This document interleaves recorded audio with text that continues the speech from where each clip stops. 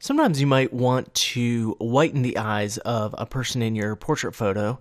So to learn a quick and easy way to do this, go ahead and open up princess.jpg in Photoshop. And you'll notice in this photo, the eyes are white, but they're not quite as white as we could make them. So there's a quick and easy way to fix that. We could paint white on a new layer and adjust the blending mode, but this is a much better way, I think.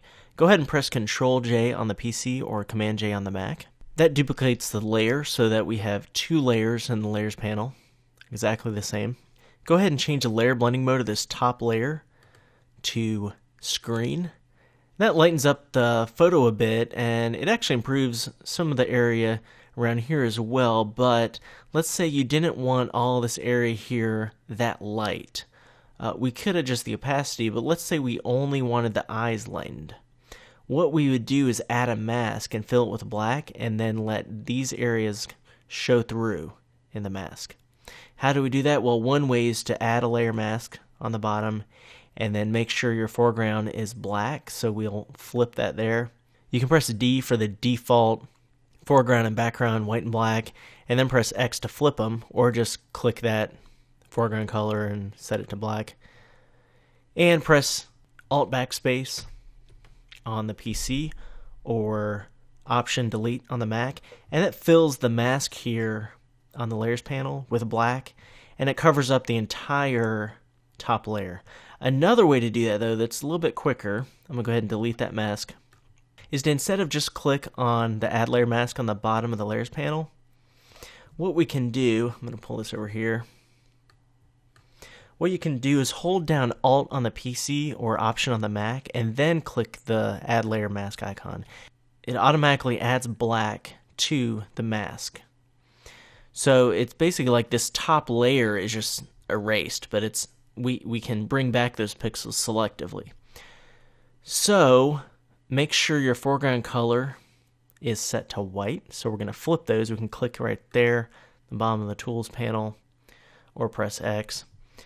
And we want a nice soft edge brush for this, so up at the top, make sure you have the soft edge brush, and you can adjust the size, but you can also adjust the size while it's over the canvas. Press left or right bracket to resize it. If you don't see that size, make sure caps lock is not on. If it's on, you'll just have it with the crosshairs there, so we need to make sure caps lock is off. So we'll need to zoom in, so Control or Command plus, so Control plus on the PC, Command plus on the Mac.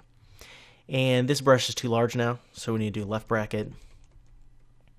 And what you'll do, you could make selections beforehand if you want to get really precise, but I think this will be fine.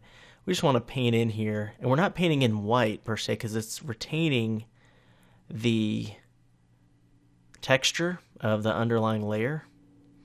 It's just masking through, making this a little bit larger here. It's just masking through. All right. So it retains that texture. I know it's a little bit strong. We're going to fix that in a second.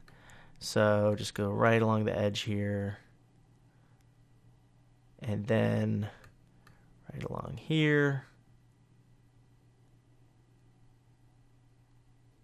And notice it's retaining that photo texture, so it's not just completely white. And that'll definitely show through once we adjust the opacity. So I'm going to zoom out a little bit, Control or Command minus. Notice maybe I messed up a little bit. Let's say over here, press spacebar to toggle the hand tool.